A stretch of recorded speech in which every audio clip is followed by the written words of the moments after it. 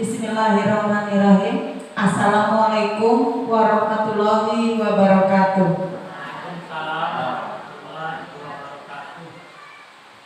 Yang sama-sama kita hormati Ibu Kepala Sekolah, yang sama-sama kita hormati Bapak dan Ibu guru beserta tenaga pendidik dan tenaga kependidikan SDN 29 Muaro. Teristimewa sekali buat CGP kita angkatan 9, yaitu Bapak Gusmen Hadi. Pertama dan utama sekali, marilah kita bersyukur kehadiran Allah Subhanahu wa Ta'ala yang telah melimpahkan rahmat dan karunia-Nya kepada kita bersama, sehingga di pagi ini menjelang siang kita dapat berkumpul di ruangan kita ini untuk mendengarkan, untuk menyaksikan bagaimana CGP kita melakukan diseminasi tentang budaya positif. Dan tak lupa sholawat beriring salam kita aturkan kepada arwah junjungan kita, yakni Nabi besar Muhammad SAW, yang telah membawa umatnya dari zaman kegelapan menuju zaman yang penuh dengan ilmu pengetahuan yang kita rasakan pada saat hari. Terima kasih Bapak dan Ibu yang telah hadir di ruangan ini. Ini adalah momen terpenting bagi CGP Angkatan 9 untuk mendiseminasikan kegiatan, salah satu kegiatan di modul 1.4-nya. Dan juga ada beberapa susunan acara yang kita lakukan pada hari ini. Ada pembukaan nanti kepala sekolah, ada diseminasi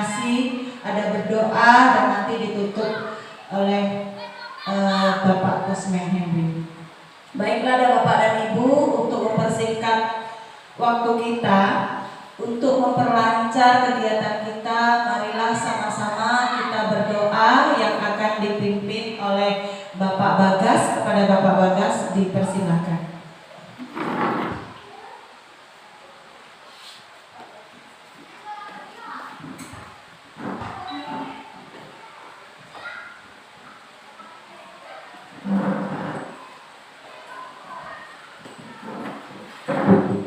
Assalamualaikum warahmatullahi wabarakatuh.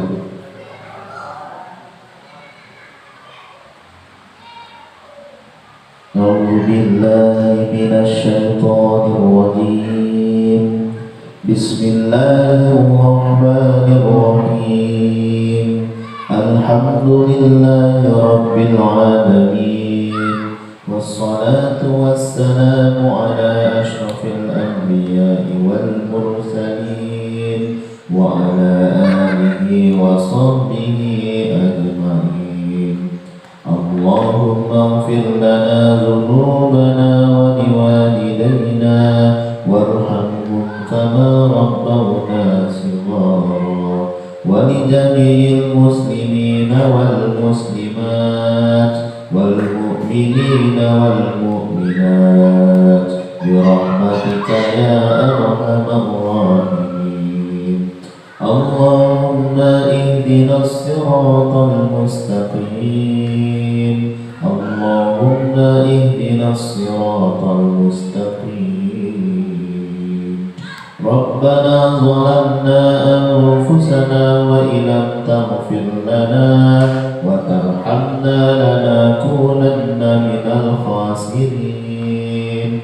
Rabbana atina fid dunya hasanah wa fil akhirati hasanatan wa qina adzaban nar.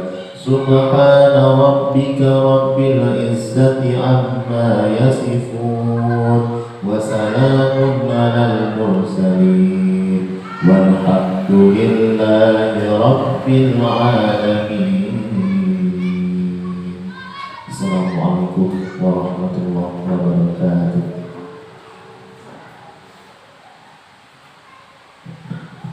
Terima kasih kepada Bapak Bagas yang telah memimpin berdoa kita bersama. Mudah-mudahan dengan berdoa dilancarkan kegiatan kita pada pagi hari ini.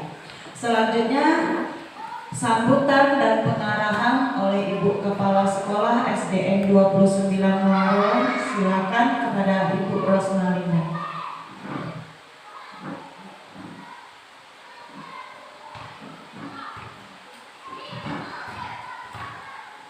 Bismillahirrahmanirrahim. Assalamualaikum warahmatullahi wabarakatuh. Yang saya hormati Bapak Ibu pendiri dan tenaga kependidikan SD Negeri 29 Muaro, teristimewa untuk guru hebat Bapak Gusman Henry yang nantinya akan menyampaikan diseminasi yang merupakan tugas pokok dari penerapan modul 1.4 pada program pendidikan guru penggerak. Baik Bapak dan Ibu, marilah sama-sama kita mengucapkan puji dan syukur kehadirat Allah Subhanahu wa Ta'ala, karena pada hari ini kita dilimpahkan nikmat dan rahmat yang tidak terindah. Beriring selawat dan salam kita sampaikan kepada Nabi kita Muhammad Sallallahu Alaihi Wasallam.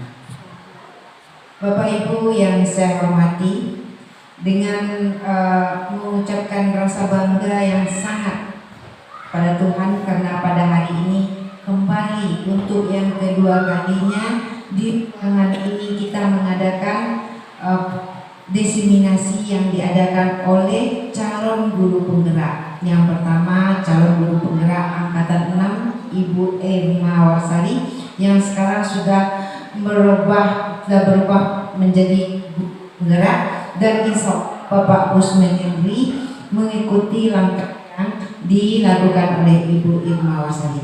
Untuk itu Bapak dan Ibu, sekarang mari kita sama-sama mendukung apa-apa yang diprogramkan dalam pendidikan guru penggerak. Salah satunya di mana calon guru penggerak berbagi atau menyebarkan penerapan budaya positif. di mana budaya positif tersebut merupakan perilaku atau sikap bagaimana kita menjadikan murid kita itu dalam bentuk budaya yang positif, baik itu karakter, tindakan maupun apa imbasnya apabila anak-anak kita itu melakukan satu kesalahan. Nah, yang selama ini mungkin kita membutuhkan suatu hukuman nanti akan berubah menjadi suatu yang positif. Baik Bapak dan Ibu, mari sama-sama kita simak diseminasi menyebarkan dan menerapkan budaya positif yang akan disampaikan oleh Bapak Kusmen Hendri. Akhir kata, banyak maaf, wabillahi taufik wa hidayah. Assalamualaikum warahmatullahi wabarakatuh.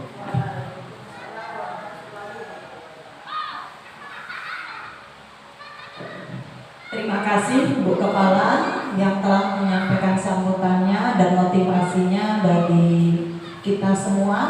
Selanjutnya tibalah kini saatnya kita mendengarkan tentang diseminasi budaya positif oleh Kusmen Hendri, CGP Angkatan 6 Kabupaten Sijunjung, Angkatan 9 Kabupaten Sijunjung. Kepada Bapak Kusmen Hendri dipersilakan.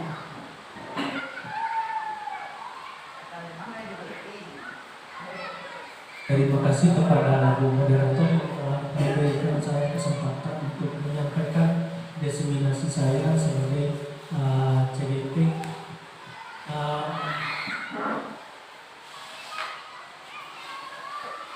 Sebelum dimulai, izinkan saya mengucapkan Assalamualaikum warahmatullahi wabarakatuh.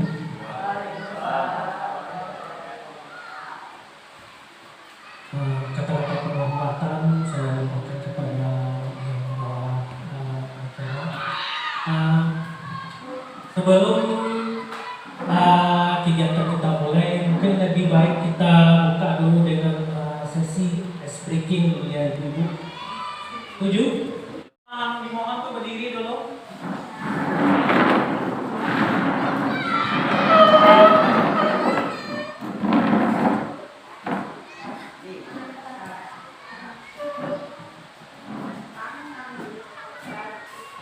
Nah, siap?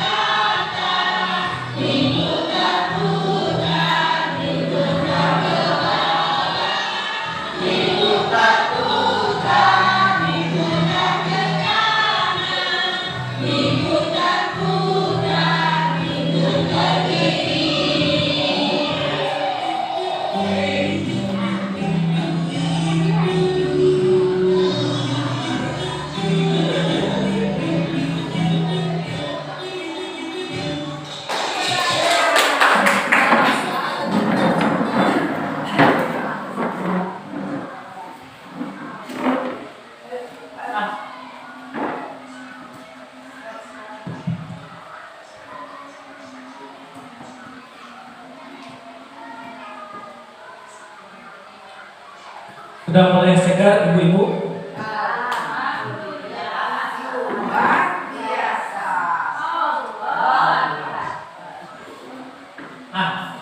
Di sini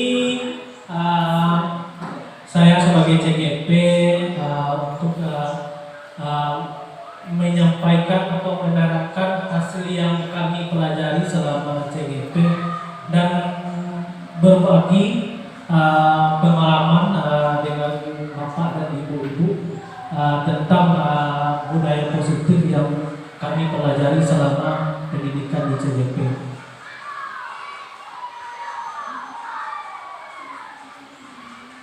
Yang pertama tentang budaya positif ini, di sini kita nanti akan mempelajari tentang makna kata disiplin, motivasi perilaku manusia, kebutuhan dasar manusia, posisi kontrol guru, serta segitiga restitusi. Yang pertama kata makna disiplin, yang mana kata Bapak Ki Hajar Dewantara menyatakan bahwa untuk menciptakan siswa yang merdeka maka syarat utamanya harus mempunyai disiplin yang kuat, yaitu disiplin diri yang berasal dari motivasi internal, yaitu dari dalam diri sendiri. Jika tidak motivasi internal, maka diperlukan motivasi eksternal atau melalui orang lain untuk mendisiplinkan dirinya. Itu yang kata makna disiplin menurut Bapak Ki Hajar Dewantara. Nah, tujuan dari pendisiplinan ini itu tujuan dari disiplin positif adalah untuk menanamkan motivasi kepada siswa kita agar mereka menjadi orang yang mereka inginkan dan menghargai diri sendiri, sehingga akan berdampak positif bagi dirinya sendiri.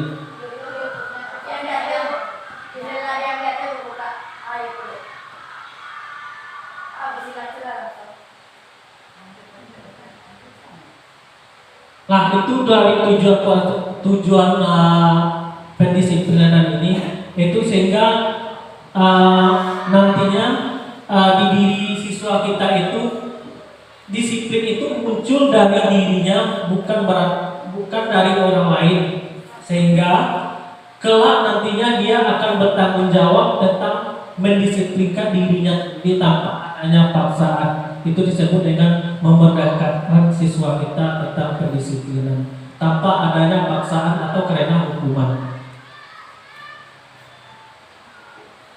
Nah, yang pertama yang ada lagi namanya motivasi perilaku manusia. Nah, motivasi perilaku manusia itu di sini ada 3. Yang pertama, untuk menghindari ketidaknyamanan atau hukuman. Dia termotivasi hanya karena menghindari hukuman supaya tidak terhukum dia. Itu yang menyebabkan dia motivasi. Berarti ini bukan dari dalam dirinya. Motivasi itu seharusnya muncul dari dirinya sendiri, sehingga tertanam dan melekat di dirinya, sehingga kalau tidak ada lagi hukuman, dia bisa selalu termotivasi. Nah, yang di sini maksudnya seseorang berperilaku untuk menghindari permasalahan yang mungkin muncul dan berpengaruh kepada mereka secara fisik, psikologis atau tidak terpenuhinya kebutuhan mereka bila mereka tidak melakukan tindakan itu. Berarti di sini sifatnya keterpaksaan. Itu motivasi perilaku manusia itu yang kedua, untuk mendapatkan imbalan atau penghargaan dari orang lain. Nah, siswa kita semata-mata dia melakukan ini hanya karena ingin mendapatkan sesuatu saja. Dan apabila tidak mendapatkan imbalan, seandainya kalau kita biasanya kita melakukan motivasi siswa itu dengan memberikan sesuatu atau dengan memberikan hadiah, mereka memang akan termotivasi, tetapi sifatnya hanya sementara. Maksudnya, apabila kita tidak melakukan lagi penghargaan itu atau tidak memberikan lagi hadiah, maka motivasi yang awalnya yang ada di dirinya itu akan menghilang, karena di sini siswa tersebut hanya mengharapkan imbalan atau penghargaan dari orang lain. Itu motivasi yang kedua. Dan ada motivasi yang ketiga, yaitu untuk menjadi orang yang mereka inginkan dan menghargai diri sendiri dengan nilai yang mereka percaya. Ini seharusnya motivasi yang ada, yang selalu tertanam hendaknya di dalam diri kita, yaitu orang melakukan sesuatu karena nilai-nilai mereka yakini dan mereka hargai. Motivasi ini akan membuat orang mempunyai disiplin positif karena motivasi yang bersifat internal, motivasi yang muncul di dalam dirinya sendiri. Nah, kita masuk kepada kebutuhan dasar manusia. Nah, kebutuhan dasar manusia ini, setiap manusia pasti mengalami yang namanya kebutuhan manusia ini. Pasti membutuhkan, ada 5 poin dari kebutuhan manusia. Yang pertama, kebutuhan bertahan hidup. Nah, kebutuhan bertahan hidup ini adalah kebutuhan yang paling utama yang ada di diri manusia. Misalnya, kebutuhan makan dan minum. Ada lagi kebutuhan yang lain. Kira-kira apa Ibu? Selain dari makan dan minum, yang paling utama di diri kita apa lagi? Kebutuhan sandang pangan. Nah, selain dari makan, minum, kita juga membutuhkan pakaian. Dan ada lagi yang utama, itu kebutuhan cinta dan kasih sayang, atau kebutuhan merasa diterima, dianggap. Keberadaan kita itu merasa dianggap. Nah, itu kebutuhan yang kedua, kebutuhan cinta, kasih, dan sayang. Yang itu ada lagi kebutuhan penguasaan atau kebutuhan pengakuan atas kemampuan kita. Nah, apabila kita memiliki kemampuan atau kelebihan di dalam diri kita, ada sebagian kita membutuhkan bahwa orang lain tahu kalau kita itu memiliki kemampuan tersebut atau kelebihan. Itu kebutuhan yang ketiga, kebutuhan penguasaan. Dan ada lagi namanya kebutuhan kebebasan, kebutuhan akan pilihan, ingin menjadi apa, atau ingin memilih apa kita, ingin menyukai apa. Itu adalah kebutuhan kebebasan. Ingin, misalnya di diri siswa kita, dia bebas memilih atau menentukan cara belajarnya, atau dia nantinya ingin menjadi apa, atau apa yang ingin dia suka. Itu adalah kebutuhan kebebasan yang ada di diri manusia. Dan ada yang kelima, namanya lagi kebutuhan kesenangan. Nah, kebutuhan kesenangan ini kebutuhan yang merasa lebih. Setelah terpenuhi kebutuhan yang pertama, kebutuhan kedua, ada lagi namanya kebutuhan kesenangan atau kebutuhan akan kemewahan. Misalnya pertama kita sudah terpenuhi kebutuhan pokok kita, sudah terpenuhi pendidikan kita, dan ternyata masih ada, ternyata kita masih bisa mendapatkan yang lebih dari itu. Itu yang namanya disebut dengan kebutuhan kesenangan atau kebutuhan kemewahan atau tersier, disebut tersier. Ada primer, sekunder, dan tersier. Nah, itu dia disebut dengan kebutuhan manusia.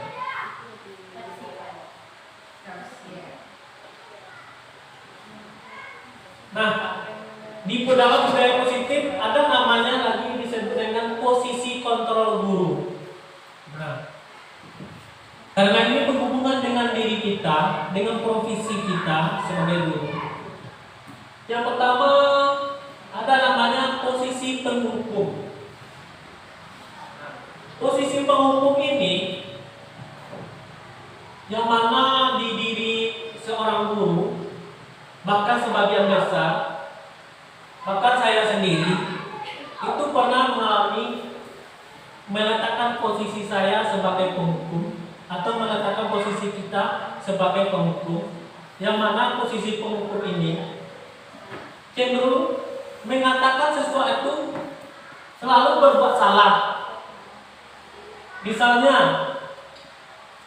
siswa itu terlambat ke sekolah, sering terlambat sekolah, dan kita sering menghukum dengan kata-kata, kamu itu tahunya hanya terlambat, kelebihan kamu itu hanya terlambat. Berarti kita menghukum dengan kata-kata siswa itu tidak mempunyai kelebihan atau keistimewaan sama sekali karena keterlambatannya itu. Atau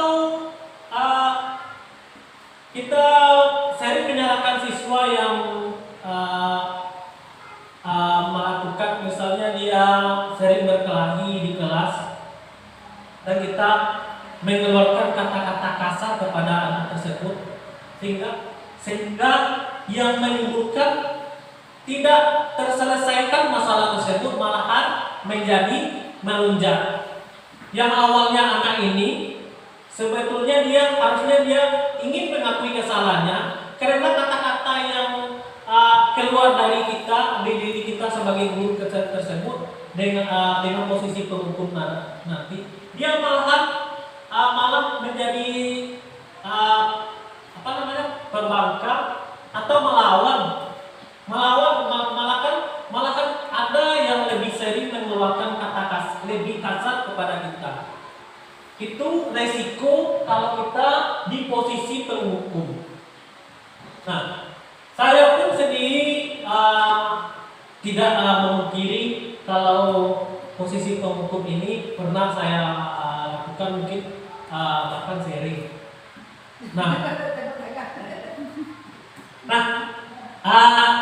Ini saya kembalikan kepada ibu-ibu. Apakah pernah mengalami yang hal sedemikian? Maaf, Bu Ibu Nisa? Pernah beberapa kali. Bu Irma, di mana Bu Irma? Sebelum saya melakukan pendidikan guru penggerak, memang saya tidak tahu antara pembeda penghukum yang sekelimanya. Tapi setelah di pendidikan guru penggerak banyak ilmu, sehingga saya bisa membedakan mana yang harus boleh dilakukan, mana yang tidak. Dan ternyata di penghukum ini adalah kesalahan saya yang terbesar, karena menghukum anak itu bertentangan dengan filosofi kinerja bela negara. Ya, benar sekali Bu Irma. Karena kalau di posisi kita sebagai penghukum ini, bisa sering kita lihat di keseharian kita, kalau kita memarahi siswa itu tentang kesalahannya dengan kata-kata yang tidak pantas, dia akan tidak akan mau menerima, pemikirannya itu tidak bisa menerima karena harapan yang dia inginkan bukan itu, sehingga dia di dalam dirinya itu menggejolak, mengakibatkan tidak timbulnya motivasi di dalam dirinya, sehingga dia menjadi melawan atau masalahnya itu bisa menjadi meningkat. Itu yang kedua, ada lagi yang namanya pembuat rasa bersalah.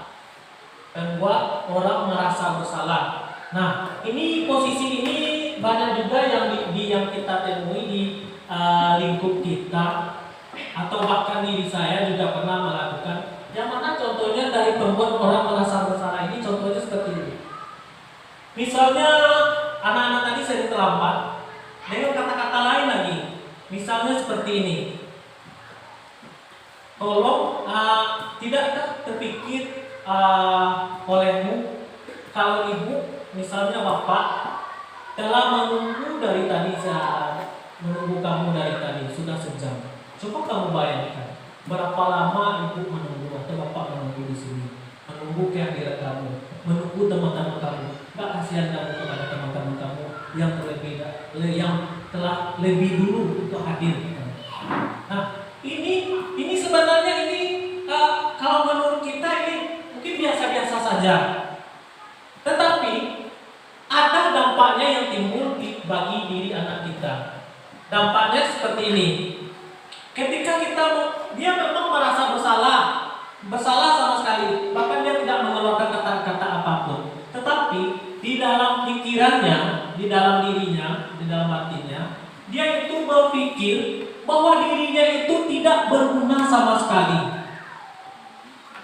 Sehingga di kemudian kelak ini mengakibatkan anak didik kita ini, atau siswa kita ini tidak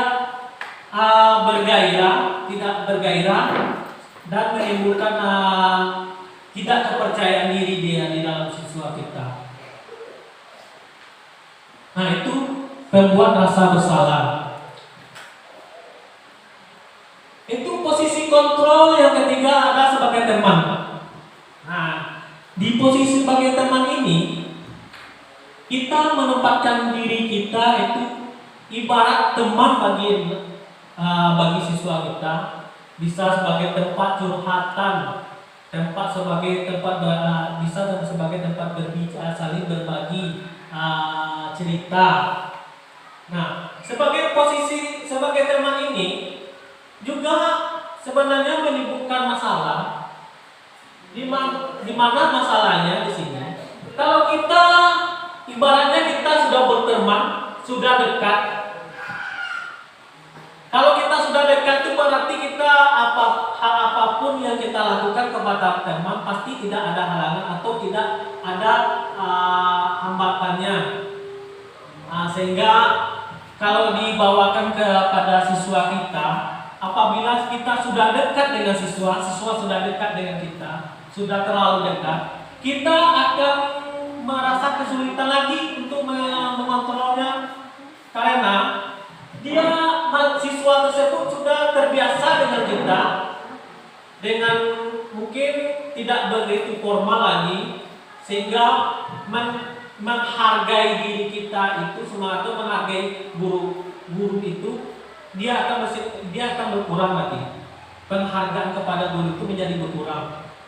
Nah, itu risiko atau dampak kalau posisi kontrol kita sebagai teman. Dan ada namanya lagi sebagai pemantau. Nah, sebagai pemantau ini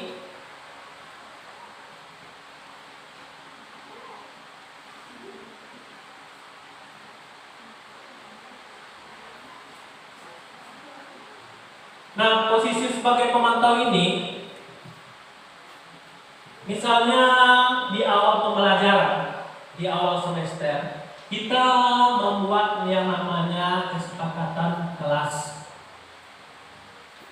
Yang mana kesepakatan kelas ini kita lakukan bersama siswa, bersama-sama, atau membuat keyakinan kelas Nah, keyakinan kelas ini kita terapkan, misalnya ada siswa kita yang terlambat tadi, kita tanyakan kepada siswa kita itu tentang keyakinan kelas yang telah disepakati. Contohnya seperti ini, misalnya ia terlambat, misalnya Anissa, kamu terlambat ya hari ini. Misalnya kalau terlambat, apa resikonya yang dilakukan sesuai dengan kesepakatan kita.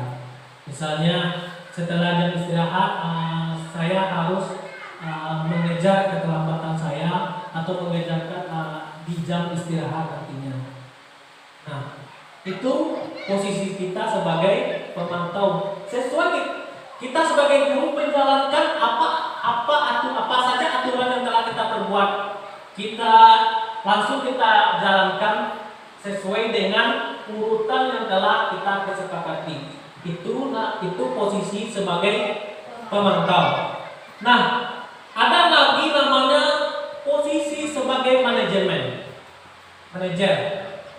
Nah, posisi sebagai manajer ini tidak ada, hampir sama dengan posisi sebagai pemantau. Kalau posisi sebagai pemantau, kita sepakati aturan bersama, kesepakatan bersama, lalu kita terapkan apa konsekuensinya terhadap pelanggaran dari kesepakatan kita. Itu kalau posisi pemantau. Sedangkan sebagai manajer, di sini kita memang hampir sama dengan pemantau, cuma perbedaannya di sini kita tanyakan kepada siswa kita apa maunya. Ditanyakan kesepakatan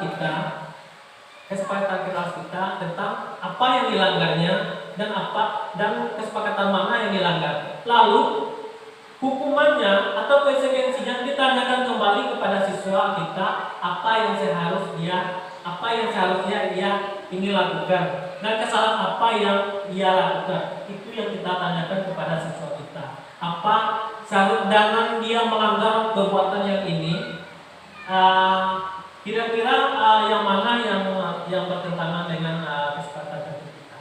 Apa konsekuensi yang harus dia lakukan untuk menembus kesalahan yang dia perbuat agar tidak mengulanginya lagi.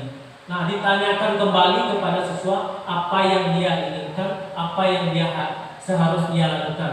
Itu perbedaannya dengan posisi sebagai pemantau. Kalau posisi sebagai pemantau, kita lakukan kesepakatan bersama, lalu kita terapkan secara bersama. Itu perbedaannya.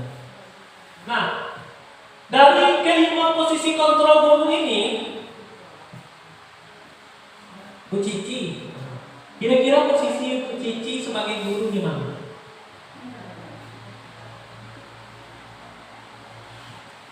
Terima kasih Pak Men. Apa ya Pak Men yang lagi bantu?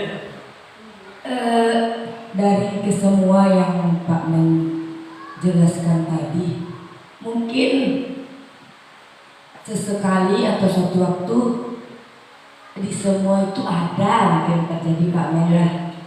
Jikalau moodnya atau lagi sadar-sadarnya mungkin ada berada sebagai manajer seperti itu. Tapi kalau tiba pikiran lagi bergejolak, tugas lagi banyak pikiran seperti itu ya Pak Men, tugas juga deadline, mungkin bisa menjadi seperti nomor 1 atau 2, 3 atau 4 itu Pak Men. Tapi jikalau lagi enjoy dan anak-anak pun juga lagi situasinya juga tidak terlalu membuat situasi tidak terlalu runyam, mungkin bisa nomor 5 seperti itu Pak Men. Mungkin itu jawaban dari saya Pak Men. Terima kasih kepada Bu Cici, sangat luar biasa sekali. Kalau saya sebagai guru itu juga tidak terlepas dari yang 5 ini. Bahkan posisi saya sebagai guru mungkin sering juga di posisi sebagai penghukum, bahkan juga pernah sebagai pembuat merasa bersalah. Nah, sebenarnya di sini letak kekeliruan kita. Kalau kita meletakkan diri kita sebagai penghukum atau sebagai pembuat rasa bersalah, di sini letak sikap dari siswa kita yang selalu bertentangan dengan apa yang kita inginkan. Karena kita menginginkan dia melakukan sesuatu yang ingin kita lakukan. Sebenarnya yang bisa mengontrol diri kita sendiri itu adalah diri kita sendiri, bukan orang lain. Itu seharusnya kita membuat siswa kita harus siswa tersebut yang bisa mengontrol dirinya. Seperti dengan melakukan misalnya sebagai posisi pemantau atau sebagai posisi manajer. Tapi dari posisi yang kelima ini yang paling disarankan adalah sebagai posisi manajer. Nah, seharusnya kita itu memiliki dua posisi kontrol yang boleh kita miliki seharusnya dari dulu. Yang pertama sebagai posisi pemantau dan sebagai posisi manajer. Tapi yang paling baik dari posisi kontrol tersebut adalah posisi manajer. Nah, kita masuk lagi atau di bagian sini ada yang ingin menyampaikan sesuatu, ya, berbagi pengalamannya yang selama menjadi guru, kan? Bu Ira, gimana kira-kira Bu Ira di mana posisi kontrolnya?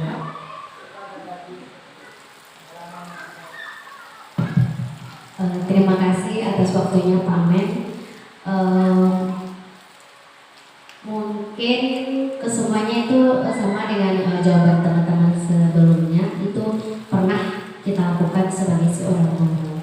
Dan terlebih mungkin lebih ke nomor 3 sepertinya, agak lebih sering. Dan semoga setelah ada diskusi yang diberikan oleh Pak Men, semoga ini membuka wawasan kita semua supaya lebih baik lagi dalam melakukan posisi kontrol guru terhadap murid. Terima kasih Pak Men.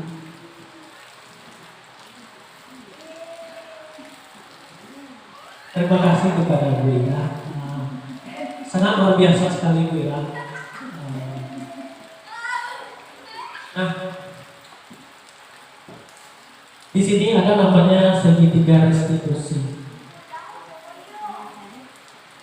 Nah, segitiga restitusi ini ada namanya menstabilkan identitas, validasi tindakan yang salah, dan menanyakan keyakinan. Nah, itu yang bagian-bagian dari segitiga restitusi ini.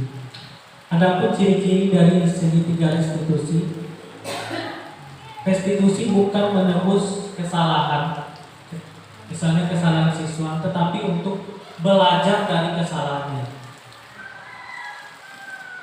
Yang kedua, restitusi memperbaiki hubungan yang awalnya renggang bisa menjadi rapat, yang awalnya kabur bisa menjadi jelas. Restitusi adalah sebagai tawaran, kita memberikan tawaran untuk perbaikan dari kesalahan tersebut. Misalnya siswa kita melakukan kesalahan, tindakan yang seharusnya kita gunakan itu menggunakan segitiga restitusi ini, yang mana ciri-cirinya seperti yang sini, itu menentukan untuk melihat ke dalam dirinya tindakan yang dia lakukan, itu mencari kebutuhan dasar dari tindakan tersebut. Dan ada namanya lagi restitusi diri adalah cara yang terbaik, fokus pada karakter bukan tindakan, serta menguatkan, mengembalikan siswa yang berbuat salah pada kelompoknya. Nah, cara kerja restitusi itu pertama menstabilkan identitas. Nah, jadi kalau siswa kita melakukan kesalahan atau contoh dari yang tadi, kita bisa menerapkan yang namanya segitiga restitusi ini. Pertama caranya itu, pertama kita melakukan sisi menstabilkan identitas. Yang mana menstabilkan identitas itu, sisi ini merupakan bagian dasar dari segitiga yang bertujuan untuk mengubah identitas anak dari yang gagal karena melakukan kesalahan menjadi orang yang sukses. Nah, pertama kita panggil dulu siswa kita untuk menemui kita. Sebaiknya tidak dilakukan di depan teman-temannya. Pertama kita panggil dulu, setelah itu kita tanya, baru kita melakukan menstabilkan identitas. Seperti kalimat-kalimat yang bisa kita gunakan untuk bagian yang ini. Pertama, berbuat salah itu tidak apa-apa. Misalnya dia melakukan kesalahan. Nah, setelah dia mengakui kesalahannya, lalu kita memberikan menstabilkan identitas dirinya seperti menggunakan kalimat-kalimat berikut sesuai dengan kesalahannya. Pertama, berbuat salah itu tidak apa-apa. Itu contoh-contoh kalimatnya. Yang kedua, tidak ada manusia yang sempurna. Karena manusia itu sifatnya bersifat khilaf. Nah, dengan kalimat-kalimat ini bisa kita menggunakan atau menstabilkan identitas. Yang ketiga, ada lagi namanya kita bisa menyelesaikan masalah ini. Karena tidak ada masalah yang tidak bisa diselesaikan. Nah, ini cara pertama untuk membuka atau melakukan perbaikan kesalahan yang ada di diri siswa kita. Setelah kita melakukan menstabilkan identitas, ada namanya lagi sisi validasi tindakan yang salah, yang mana restitusi tidak menyarankan guru berbicara kepada siswa bahwa melanggar peraturan adalah sikap yang baik. Tetapi dalam restitusi harus memahami alasannya. Kita tanyakan alasannya. Dan memahami bahwa setiap orang pasti melakukan hal yang terbaik pada waktu tertentu. Nah, setelah siswa kita menyampaikan kesalahannya tadi, setelah mau dia membicarakannya tadi, setelah melakukan identitas tadi, lalu kita masuk kepada bagian validasi tindakan yang salah. Kita tanya dulu apa yang membuatnya, misalnya dia sering terlambat. Kita tanya alasannya dulu, apa alasannya yang bisa anak tersebut bisa terlambat, misalnya setiap hari dia terlambat. Apa yang menyebabkan dia terlambat? Setelah itu kita bisa menggunakan dengan kata-kata atau kalimat, padahal kamu bisa melakukan hal lebih buruk dari ini ya. Itu kamu pasti punya alasannya kenapa melakukan hal tersebut. Pasti dia punya alasannya. Misal dia terlambat, pasti ada alasannya. Misal dia berkelahi, setiap perkelahian itu pasti punya alasan. Kalau kita tanya di posisi ini, kita menanyakan alasannya. Itu kita bisa menggunakan kalimat yang lain. Kamu boleh mempertahankan sikap itu, tetapi kamu harus menambahkan sikap yang baru. Nah, misalnya sikap yang tadi itu dia masih enggan untuk memperbaiki, tetapi kita memberikan saran kepada siswa tersebut untuk menambahkan sikap yang baru atau yang lebih positif dari yang itu atau lebih baik yang baik. Itu sarannya. Baru kita masuk pada sisi menanyakan keyakinan. Nah, di sini keyakinan atau kesepakatan kita tadi kita masukkan. Kita setelah di awal pembelajaran kita membuat keyakinan kelas bersama. Lalu di sini posisinya kita memasukkan keyakinan kelas tersebut.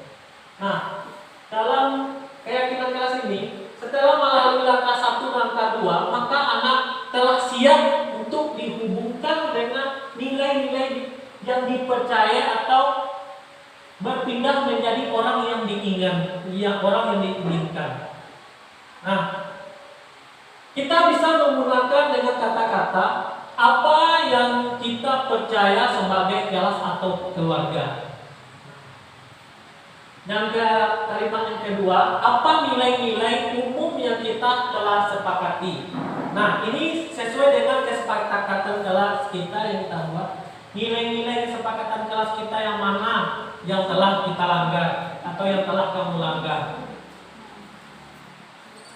Atau bisa menggunakan dengan kalimat, kamu mau jadi orang yang seperti apa?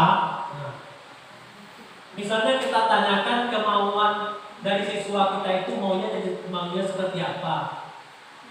Nah, kalau kita telah melakukan angka 1 dalam K2,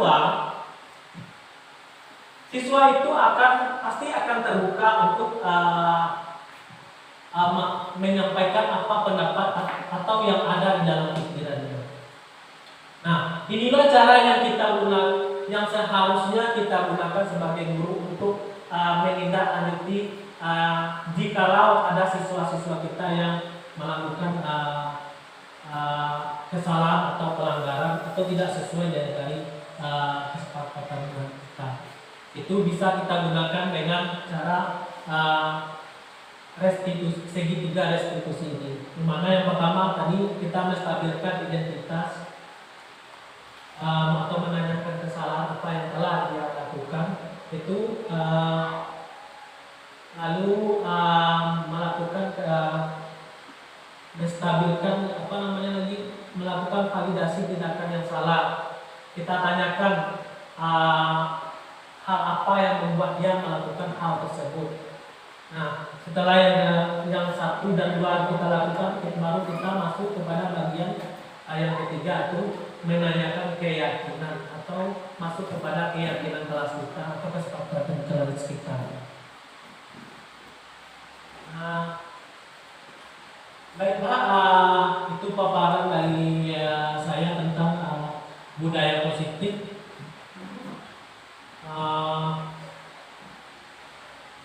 Mungkin ada dari ibu pernah melakukan hal yang seperti ini. Kalau ada dari kita telah melakukan yang seperti ini, berarti inilah seharusnya kita lakukan di saat kita menemukan kesulitan diri kita.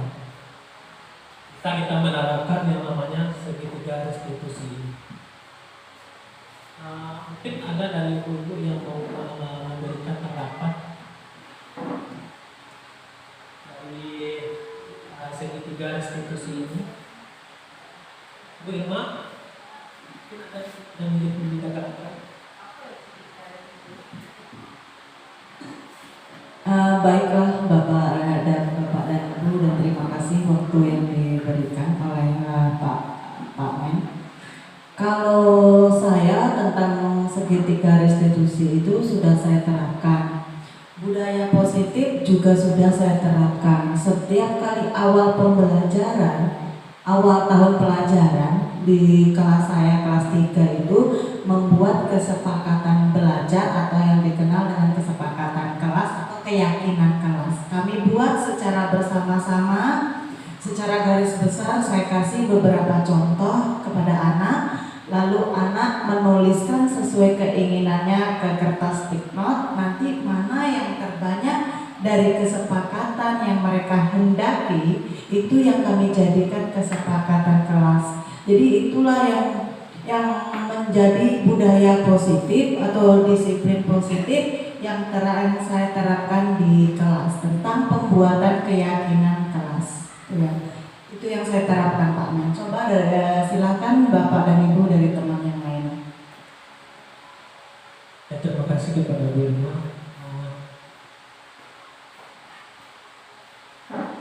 Mungkin ada dari ibu yang lain.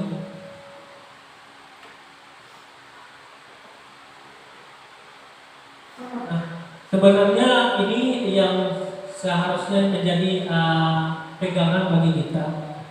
Setelah kita melakukan membuat kesepakatan kelas atau keyakinan kelas, ini yang selalu kita bawakan kepada siswa kita. Jikalau tidak sesuai dengan apa yang dilakukan, apa yang setelah kita sepakati tadi kepada siswa, lalu kita panggil siswa tadi, lalu kita lakukan yang namanya segitiga restitusi tadi dengan menanyakan keyakinan kelas kita di dalam hal tersebut.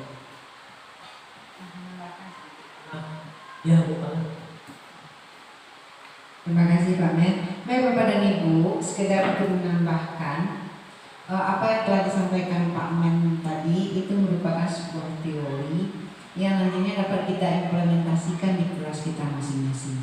Saya yakin Bapak dan Ibu telah menerapkan di kelas masing-masing, tetapi kita mungkin sebelum ini belum tahu apa itu segitiga restitusi.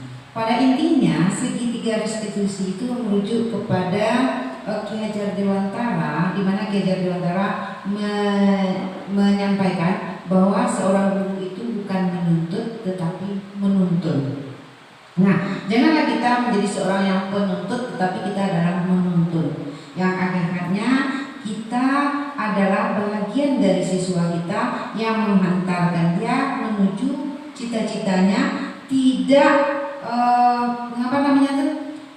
tidak mengklaim, menghukum dan segala macamnya. Yang intinya bahwa pendidikan dasar ini merupakan pendidikan fondasi di atas PAUD.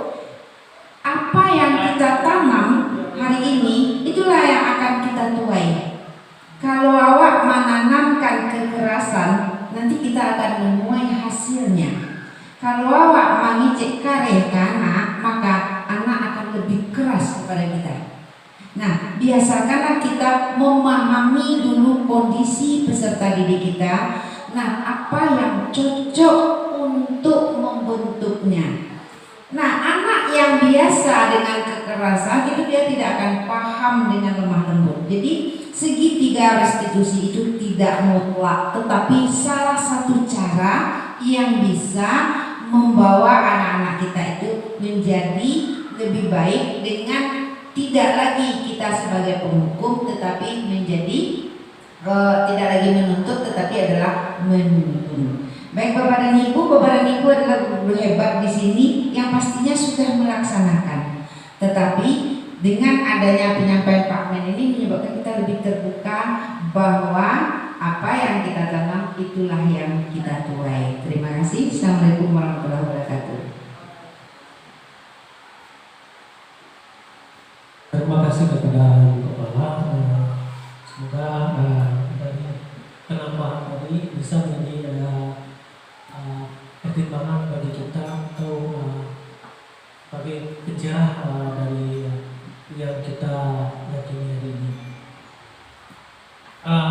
Begitu juga dengan diri saya, bahwa sebelumnya mungkin ada posisi kontrol di diri saya yang mungkin keliru, tetapi setelah mengikuti CDP ini dan telah mempelajari modul ini, saya menyadari bahwa banyak sekali yang perlu diperbaiki atau yang perlu diterapkan lagi tentang budaya positif yang pada modul ini yang harus diterapkan, dan mungkin ini sebagai pedoman atau sebagai pegangan nantinya, mungkin dari sekarang sampai nantinya bisa melakukan posisi kontrol seperti sebagai pemantau dan sebagai manajer, dan juga bisa menerapkan yang namanya tadi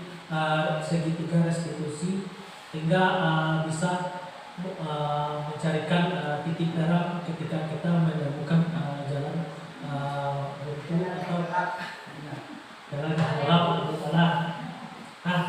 Nah, kita masuk lagi ke bagian refleksi dari kegiatan kita hari ini. Mungkin saya minta kepada ibu-ibu untuk memberikan refleksi dari apa yang telah kita lakukan dari kegiatan dari awal tadi sampai sekarang. Untuk refleksinya tentang apa yang telah kita temukan, apa yang telah kita pelajari atau yang menjadi motivasi terhadap diri kita untuk sekarang. Ya, kepada ibu-ibu saya minta untuk mengisi di stigma untuk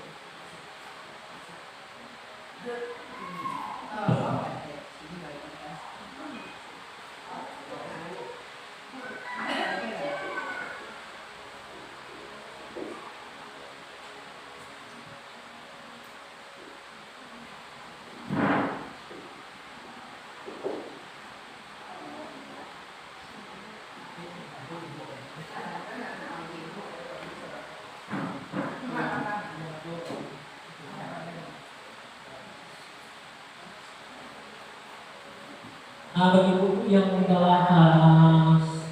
sudah siap untuk menulisnya, boleh ditempel di depan papan tulis agar kita bisa menyimpulkan dari kegiatan kita dari awal sampai akhir.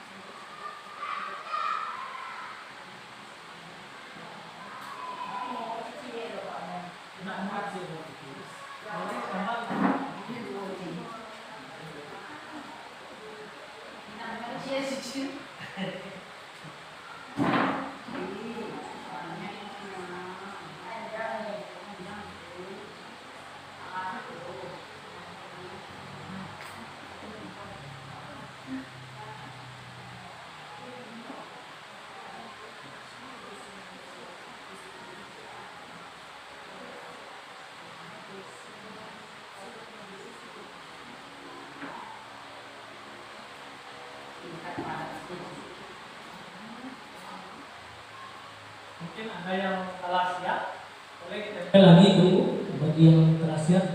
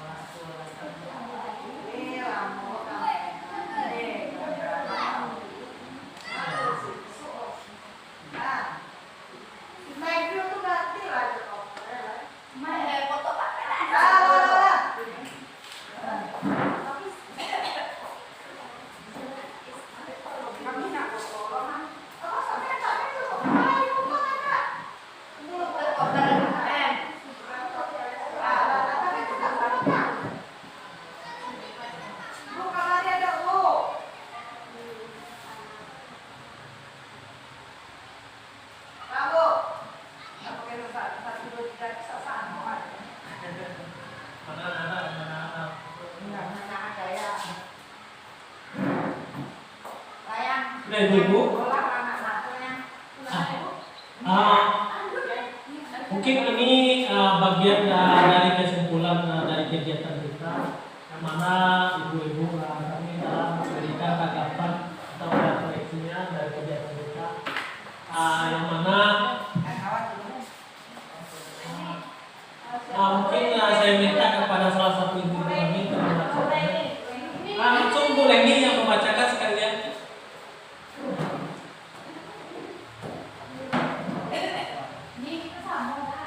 Baiklah, saya akan akan membacakan refleksi kegiatan pada hari ini. Itu dari kegiatan yang sudah dilaksanakan tadi. Jadi belajar bagaimana posisi kontrol yang baik untuk seorang guru di kelas, dan jadilah guru yang menuntun karena apa yang kita ajarkan akan kita lihat dampaknya beberapa tahun datang. Selanjutnya itu membantu memahami tindakan siswa yang segitiga restitusi, membantu memahami tindakan siswa yang memiliki konsekuensi positif maupun negatif. Segitiga restitusi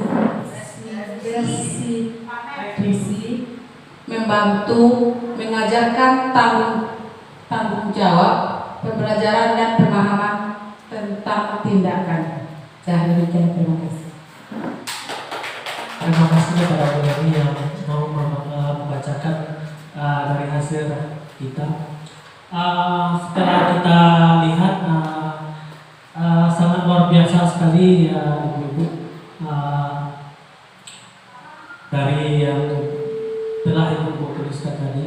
Mungkin setelah kegiatan ini, inilah bagian dari penutup kita pada kegiatan hari ini. Akhir kata, saya sebagai CGP, kalau sepanjang pemaparan tadi, jika ada kata-kata yang tidak sesuai atau yang tidak berkenan di hati ibu-ibu, saya mohon maaf. Saya akhiri dengan wabillahi taufiq wal hidayah. Assalamualaikum warahmatullahi wabarakatuh. Kita kasih tepuk aplaus buat CGP kita. Mudah-mudahan lulus sampai akhir dan gelar CGP-nya C-nya tereliminasi sehingga menjadi GP lagi alias guru penggerak. Amin amin ya robbal alamin. Oke, terima kasih Bapak dan Ibu. Kita hari ini sudah sampai di penghujung kegiatan diseminasi budaya positif oleh CGP Angkatan 9 Bapak Guspen Hendri. Saya sebagai pembawa acara mohon maaf. Akhir kata, wabillahi taufiq wal hidayah. Wassalamualaikum warahmatullahi wabarakatuh.